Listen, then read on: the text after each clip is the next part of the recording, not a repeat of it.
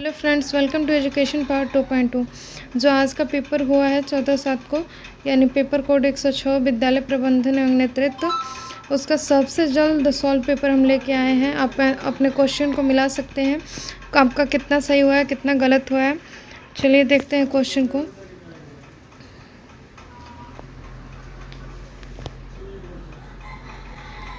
पहला क्वेश्चन है इनमें से कौन विद्यालय समय सारणी के निर्माण की व्यवहारिक समस्या नहीं है। पहला है शिक्षकों का अभाव, दूसरा है बहुत अधिक कक्षाएं एवं विषय, सी है विद्यार्थियों की विविध रुचि, डी है व्यवस्थित संसाधनों का अभाव। तो इसका आंसर होगा बहुत अधिक कक्षाएं एवं विषय। नेक्स्ट हमारा क्वेश्चन है इनमें से कौन एक अच्छे समय सारणी का सिद्धांत नहीं है।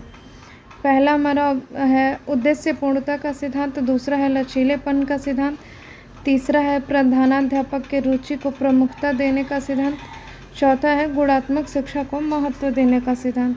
तो इसका होगा प्रधानाध्यापक की रुचि को प्रमुखता देने का सिद्धांत। अगला हमारा क्वेश्चन है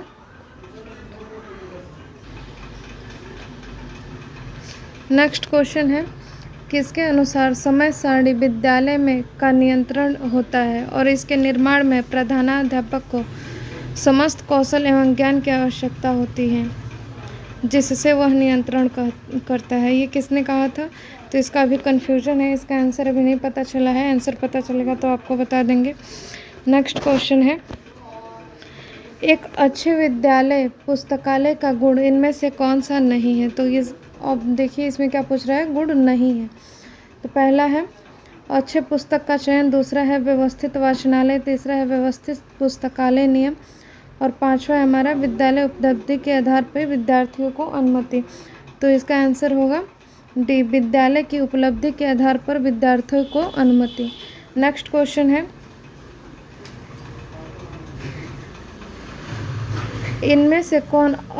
इनमें से कौन एक अच्छे विद्यालय पुस्तकालय के उपयोग के विषय में सही नहीं है। तो पहला ऑप्शन देखते हैं पढ़ने लिखने में मदद करना, दूसरा प्रोजेक्ट कार्यों को करना, सी नंबर है हमारा ज्ञान एवं अनुशासन प्राप्त करने में मदद करती है, और डी है सामाजिक विकास में मदद करती है। तो इसका होगा डी, सामाजिक विकास में मदद करती है। अगला क्वेश्चन है एक कक्ष के लिए कम उपयोगी फर्नीचर इनमें से कौन सा है।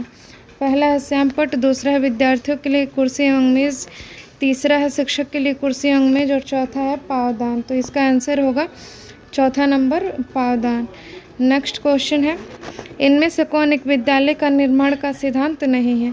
पहला नंबर है विद्यालय के भावी आवश्यकताओं का सिद्धांत, बी नंबर है विद्यालय के वातावरण को प्रभावी बनाने का सिद्धांत, सी नंबर है प्रबंधन के स्वयं की रुचि का सिद्धांत, तथा डी नंबर है विद्यालय के स्वस्थ विद्यालय वातावरण का सिद्धांत। तो इसका आंसर होगा विद्यालय के प्रबंधन के स्वयं की रुचि का सिद्धांत। नेक्स्ट क्वेश्चन है इनमें से कौन विद्यालय के भौतिक ढांचे में सम्मिलित नहीं है। ए नंबर है विद्यालय भवन, बी नंबर है खेल का मैदान एवं प्रयोगशाला, सी नंबर है छात्रावास एवं बगीचा, डी नंबर है दुकान एवं क्लब। तो इसका करेक्ट हो जाएगा आंसर दुकान एवं क्लब। अगला क्वेश्चन देखते हैं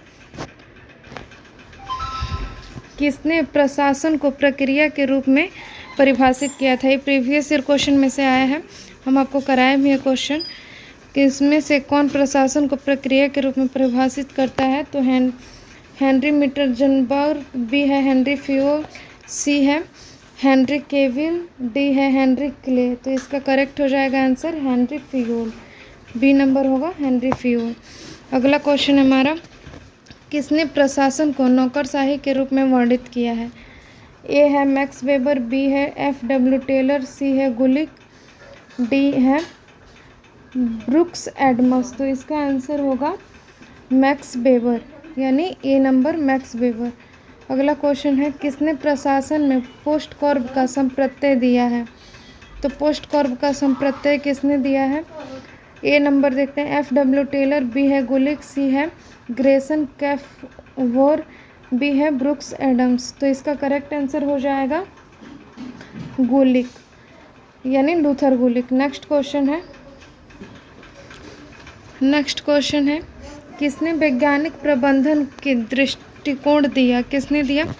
ए नंबर है फ्रेडरिक डब्ल्यू टेलर ने, बी है पॉल मॉट ने, सी है ग्रेस कैफोर ने, डी है ब्रुक्स एडम्सन। तो इसका करेक्ट आंसर हो जाएगा ए, डब्ल्यू टेलर ने। नेक्स्ट क्वेश्चन है इनमें से क्या विद्यालय में नहीं पाया जाता है? ए नंबर है राजनीतिक परिस्थिति, बी नंबर है हम की भावना, सी नंबर है अपनी संस्कृति, डी नंबर है निश्चित जनसंख्या। तो इसका करेक्ट आंसर हो जाएगा ए, राजनीतिक परिस्थिति। अगला हमारा क्वेश्चन है इनमें से क्या एक संगठन के रूप में विद्यालय की विशेषता नहीं है? पहला ए नंबर है सामूहिक पहचान, बी है सामूहिक कार्य, सी है समन्वय तंत्र और डी है व्यक्तिगत रुचि पर बल। तो इसका करेक्ट आंसर हो जाएगा हमारा व्यक्तिगत रुचि पे बल, यानी डी नंबर। अगला हमारा क्वेश्चन है प्रजातांत्रिक विद्यालय प्रबंधन का इनमें से कौन सा गुण नहीं है? ए नंबर है समानता का सिद्धांत, बी नंबर है स्वतंत्रता का सिद्धांत, सी नंबर है न्याय का सिद्धांत और डी नंबर है कठोरता का सिद्धांत। तो इसका करेक्ट आंसर हो जाएगा कठोरता का सिद्धांत। अगला क्वेश्चन है हमारा किसने कहा है कि प्रबंधन औपचारिक रूप से संगठित समूहों में अन्य के साथ मिलकर कार्य करने व करवाने की प्रक्रिया है? यह किसने कहा था?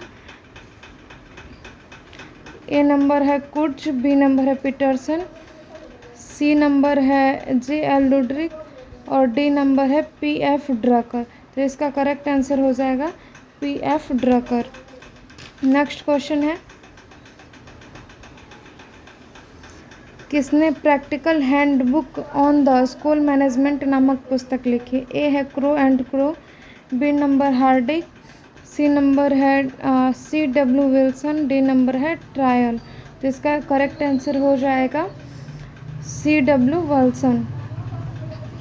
नहीं, इसका करेक्ट आंसर होगा हार्डिक। नेक्स्ट क्वेश्चन है हमारा इनमें से कौन प्रबंधन का मुख्य तत्व नहीं है? ए है नियोजन, बी है बजटिंग, सी है रिपोर्टिंग और डी है मूल्यांकन। तो इसका तो अभी कंफर्म आंसर नहीं आया है, आंसर आएगा तो हम बता देंगे, लेकिन इसका होगा मूल्यांकन हमको लग रहा है। नेक्स्ट क्वेश्चन है किसके अनुसार शैक्षिक प्रशासन मानव जाति के एक समूह विद्यार्थियों को मानव जाति के एक दूसरे समूह अध्यापकों द्वारा मानव जाति के तीसरे समूह जनता के व्यवस्थापन में कार्य करते हुए निश्चित उद्देश्यों की ओर आगे बढ़ने के लिए प्रभावित करता है? ए है पॉल मॉट, बी है जी कैफवोर, सी है जे.बी. सीयर्स, डी है एस.जे. नेज़विक। तो इसका करेक्ट आंसर हो जाएगा, इसका अभी आंसर हम लोग को पता नहीं चला है, पता चलेगा तो हम बता देंगे। अगला हमारा क्वेश्चन है विद्यालय प्रबंधन के विषय में क्या सही नहीं है? इसका ए नंबर है यह सदैव उद्देश्यपूर्ण होता है, यह एक सामाजिक प्रक्रिया है, यह एक कला एवं विज्ञान है, यह मात्र शिक्षकों के लिए। तो इसका आंसर होगा कि यह मात्र शिक्षकों के लिए है। नेक्स्ट क्वेश्चन है इनमें से कौन शिक्षक के व्यक्तिगत संबंधी गुण नहीं है? संप्रेषण कौशल, समन्वयकारी प्रकृति, सी है सहनशीलता, डी है विषयों पर पकड़। तो इसका आंसर होगा डी नंबर, विषयों पर पकड़। अगला हमारा क्वेश्चन है पोस्ट कॉर्ब के पूर्ण रूप से इनमें से कौन सा शब्द सम्मिलित नहीं है? ए है प्लानिंग, बी है ऑर्गेनाइजिंग, सी है रिपोर्टिंग और डी है रिव्यूइंग। तो इसका करेक्ट आंसर होगा डी।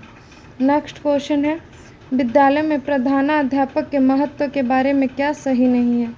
विद्यालय के केंद्र बिंदु हैं, विद्यालय के विकास में नेतृत्व की क्षमता का प्रभाव पड़ता है, सी नंबर है व्यक्तित्व का प्रभाव विद्यालय पर दिखता है, डी नंबर है निर्णय लेने में आवश्यक होता है। तो इसका आंसर होगा डी नंबर, निर्णय लेने में आवश्यक होता है। अगला हमारा क्वेश्चन है इनमें से कौन प्रभावकारी विद्यालय प्रबंधन की विशेषता नहीं है? पहला है उत्तरदायित्व की सहभागिता, बी नंबर है समानता, सी नंबर है सहयोग एवं न्याय, डी नंबर है कठोरता। तो इसका करेक्ट आंसर होगा डी नंबर, कठोरता। नेक्स्ट क्वेश्चन है इनमें से कौन प्रभावकारी विद्यालय प्रबंधन का सिद्धांत नहीं है?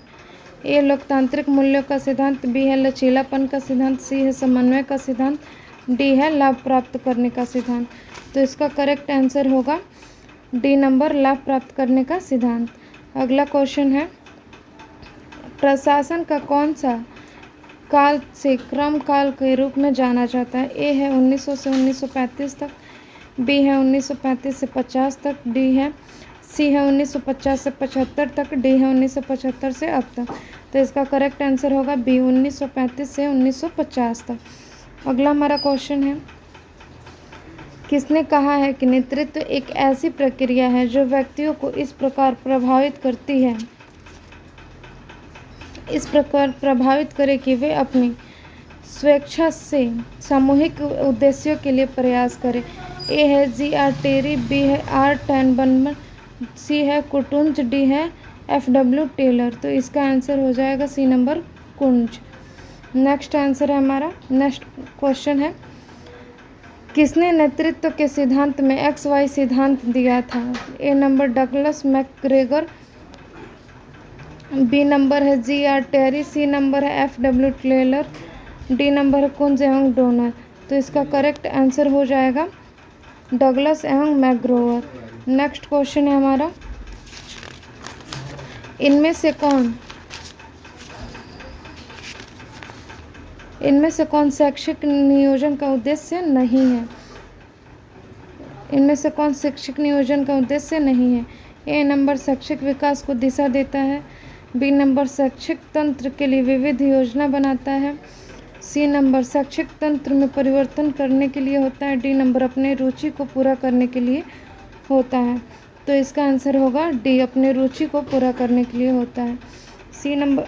नेक्स्ट क्वेश्चन है, इनमें से कौन शैक्षिक नियोजन की विशेषता नहीं है? यह ए नंबर यह सतत प्रक्रिया है, बी नंबर यह सर्वदा लक्ष्य उन्मुखी होती है, सी नंबर यह व्यक्तिगत रुचि पर निर्भर करती है, डी नंबर यह प्रशासन के अनिवार्य चरण है। तो इसका करेक्ट आंसर होगा यह व्यक्तिगत रुचि पर निर्भर करती है, सी नंबर करेक्ट होगा।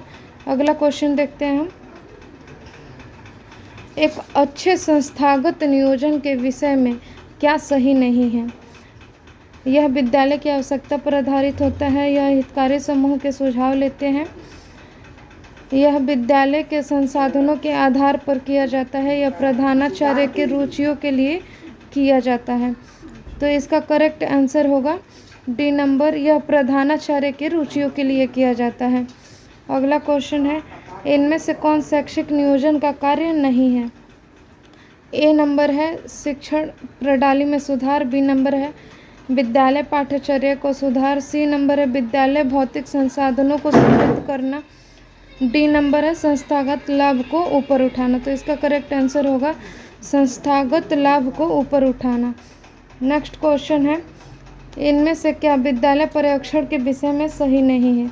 यह एक सार्वभौमिक प्रक्रिया है, यह एक सतत प्रक्रिया है, यह एक लक्ष्य उन्मुखी प्रक्रिया है, यह एक सर्वदा आवश्यक नहीं होती है। तो इसका करेक्ट आंसर होगा डी, यह सर्वदा आवश्यक नहीं होती है। अगला क्वेश्चन है, यह पर्यवेक्षण की आवश्यकता के विषय में क्या सही नहीं है? ए नंबर है यह तंत्र पर नियंत्रण रखने में सहयोग करता है, बी नंबर प्रतिपुष्टि एवं प्रेरणा देता है, सी नंबर है प्रधानाचार्य को वित्तीय सहायता प्रदान करता है, डी नंबर संसाधनों के उचित प्रयोग हेतु दिशा निर्देश देता है। तो इसका करेक्ट आंसर हो जाएगा प्रधानाचार्य को वित्तीय सहायता प्रदान करता है। अगला हमारा क्वेश्चन है, इनमें से कौन पर्यवेक्षण के रूप में प्रधानाचार्य द्वारा नहीं किया जाता है? ए नंबर होगा समाज का पर्यवेक्षण, बी नंबर होगा शिक्षकों के कार्य का पर्यवेक्षण, सी नंबर होगा विद्यार्थियों के कार्य का पर्यवेक्षण, डी नंबर होगा पाठ्य सहकामी क्रियाकलापों का पर्यवेक्षण। तो इसका करेक्ट आंसर हो जाएगा समाज का पर्यवेक्षण। अगला क्वेश्चन है हमारा, विद्यालय में अनुशासन स्थापन में इनमें से कौन सहयोग नहीं कर सकता है? स्वास्थ्य विद्यालय परंपरा पुरस्कार, प्रभावी नैतिक शिक्षा, विद्यालय पर राजनैतिक प्रभाव। तो इसका करेक्ट आंसर हो जाएगा डी, विद्यालय पर राजनैतिक प्रभाव। अगला क्वेश्चन है हमारा, इनमें से क्या विद्यालय में अनुशासनहीनता का कारण नहीं है? तो ए नंबर है उद्देश्यहीन शिक्षा व्यवस्था, अव्यवस्थित पाठ्यचर्या, कक्षा में अत्यधिक विद्यार्थी। डी नंबर है दंड का अभाव। तो इसका करेक्ट आंसर हो जाएगा सी नंबर, कक्ष में अधिक विद्यार्थियों की संख्या। नेक्स्ट क्वेश्चन है 38 नंबर, निम्न में से किसने संस्थागत नियोजन नहीं माना जा सकता है? ए है संस्था की आवश्यकता, बी है संसाधनों की परिस्थिति, सी है स्थानीय राजनीति की रुचि, डी नंबर है भावी चुनौती का एवं लक्ष्य। तो इसका आंसर होगा सी नंबर, स्थानीय राजनीति की रुचि, करेक्ट आंसर होगा। नेक्स्ट क्वेश्चन है विद्यालय में पुरस्कार की आवश्यकता हेतु क्या आवश्यक नहीं है? उसके संबंध में क्या आवश्यक नहीं है? ए नंबर है अच्छी आदतों का सहयोग देता है, बी नंबर अच्छे उपलब्धियों में सहयोग देता है, सी नंबर है स्वस्थ प्रतिस्पर्धा में को सहयोग देता है, डी नंबर अहम में वृद्धि करता है। तो इसका करेक्ट आंसर हो जाएगा कि अहम में वृद्धि करता है। नेक्स्ट क्वेश्चन है हमारा, इनमें से कौन दंड देने के सिद्धांत का प्रयोग विद्यालय में नहीं किया जा सकता है? इसका ए नंबर है प्रतिकारात्मक सिद्धांत, बी नंबर है प्रतिरक्षात्मक सिद्धांत, सी नंबर है सुधारात्मक सिद्धांत, डी नंबर है उदाहरणात्मक सिद्धांत। तो इसका करेक्ट आंसर बी हो जाएगा प्रतिरक्षात्मक सिद्धांत। आज के लिए इतना ही। अगर आपको पेपर कोड 107 का तैयारी करना है अच्छे तरीके से तो आप मेरे चैनल पे सब्सक्राइब कर सकते हैं, एजुकेशन पावर 2.2 के नाम से है, और आपको हमेशा पेपर होने के बाद उसका करेक्ट आंसर की दिया जाएगा मेरे चैनल पे। Thanks for watching.